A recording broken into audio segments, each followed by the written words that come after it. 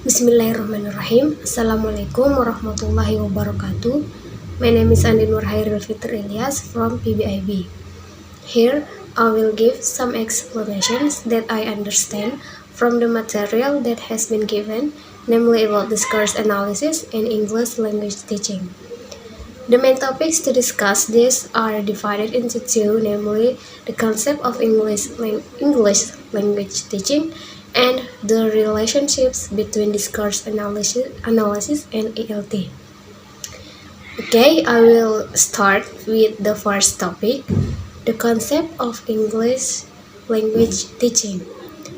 To understand this, we need to know the definition of teaching itself. There are two ways that can be used so that we understand what teaching is. The first is virtual way. This way refers to the way of knowing definitions using stored definitions of something in a computer, especially over a network. Using this way means to use definitions from online dictionaries. The second is ritual way. This refers to the way of understanding definitions by observing an act of teaching containing series of acts regularly repeated in a classroom. Using this way means to observe what those called teachers do in teaching, then to draw out duties in activities done, and finally to create an interpretation of the duties and the activities to vividly describe the meaning of teaching. A virtual way to define teaching is giving knowledge to or instructing someone about how to do something. The work the teacher does in helping students learn. The act or profession of a person who imparts knowledge or skills. Ritual way defines teaching. If we observe how a teacher generally teaches, then we will find three main stages. They are pre-teaching, while teaching, and post-teaching. So, what is pre-teaching and what should teachers do in pre-teaching? Pre-teaching refers to things that teachers do before imparting knowledge to a group of students. Planning for teaching. Planning means to make a set of decisions about what to do and how to do something. Therefore, in pre-teaching, a teacher is usually required to plan two things, like planning for what to teach and planning for how to teach. Then, firstly, what the teacher should do in pre-teaching is to identify what to teach. To succeed in identifying in what to teach, the teacher attempts to determine the type of teaching materials that will be used in the classroom. Some scholars, Brown, Richards, Tomlinson, Yassi, and Kaharuddin, strongly suggest teachers to do a needs analysis. Need analysis is important too. Know the type of teaching materials suitable for a particular group of students. Formulate learning goals and objectives after the types of learning materials are identified. Prepare and sequence the materials that will be used to achieve the learning objectives and create syllabus and lesson plans. The second one is to identify how to teach. Knowing how the teachers do the process of identifying the most effective method used for teaching the existing selected materials. The identification is made by conducting a situation analysis. Situation analysis means the student's situation in terms of learning styles and learning preferences. The identification of the student's learning styles and preferences are used as the basis for determining types of methods, the activities and techniques used in the classroom. Therefore, the outcomes of pre-teaching are syllabus lesson plans and teaching materials where we can find information on what to teach and how to teach. Then next, what is while teaching? While teaching refers to things that teachers do when imparting knowledge to a group of students. In while teaching, the teacher's primary goal is to impart knowledge or skills to the learners through explicit instructions by uh, referring to items in the lesson plans such as time allotment, teaching activities or teaching methodology, supplementary materials, and extra classwork. Those items are wrapped up into something what Smith has called as teacher's methods, which consist of teacher-centered activities methods and students-centered methods. When a teacher implements one of the methods, the implementation indicates his teaching method. The last is what is post-teaching.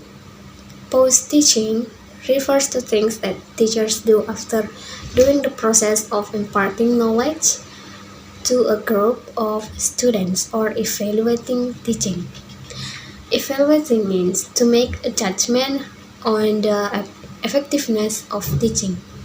Being effective in this context means that teaching is successful in producing an unintended result according to the stipulated course objectives. For the reason, this stage is also known as evaluation stage, in which teachers need to be sure how much of the given materials are mastered by the students, how well students are learning the materials, and how well students are meeting the state goals and objectives. Tests are the most common instrument used to evaluate teaching. So finally, what is English language teaching? If the notion of teaching is then brought into the area of teaching English, then English language teaching can be interpreted as the process of imparting skills and knowledge or of English to a group of students whose first language is not English through the implementation of three main stages like pre-teaching, while teaching, as well as post-teaching. Next, the second topic that I will talk about here is the relationship between discourse analysis and English language teaching. So for the second topic, we need to learn two things to understand it. First is the trend in ELT, theoretical perspective. The second one is the trend of ELT in Indonesia, or factual perspective. For the trend in ELT, or theoretical perspective, mid-MA, most English teachers tend to teach their students English in isolation with its use. As a result, the knowledge of context is lacking, and when it's time to practice the things they help learn in classroom in real-life interactions, the students encounter difficulties to use the language socially appropriate and find it difficulty to recognize the function of the utterances addressed by the native speakers of English. So we can conclude that many English learners can speak grammatically correct English, but they fail to speak a naturally understandable English. Situations like this often lead to pragmatic difficulties, difficulty to understand each other because it is not natural, which makes the interlocutor uncomfortable. and for the trend of ELT in Indonesia, or factual perspective in Indonesia. In Indonesia, many students of English encounter the same problem as stated in the theory. This happens because the students receive many inputs of English from form, but less in English functions.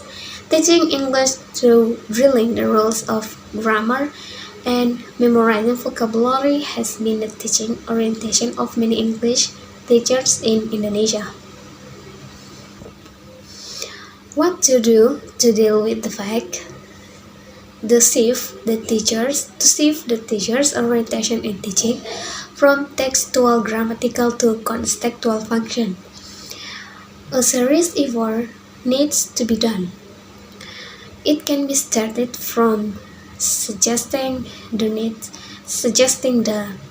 teachers of English to study discourse analysis, because discourse analysis is able to provide information on how native English speakers use English to interact and communicate in their real social lives. As MIT-MA states that in order to be successful in language teaching and learning, discourse of language has to be studied carefully by the teachers and students, in which language form and function should not be kept part in the classroom. Language form should not be used in isolation with its function. So what is the relationship? For the reason, discourse analysis and English language teaching are found to be tightly connected and inseparable. It is obviously seen from an indication that discourse analysis signifies language and language enables discourse analysis. Language is one method of communicating messages, while discourse analysis can be used as a tool to disclose messages being communicated. In a nutshell, the relationship between discourse analysis and language is symbioticon, in which one will not exist without the other. Well, that's all that I can say. Thank you for watching. Wassalamualaikum warahmatullahi wabarakatuh.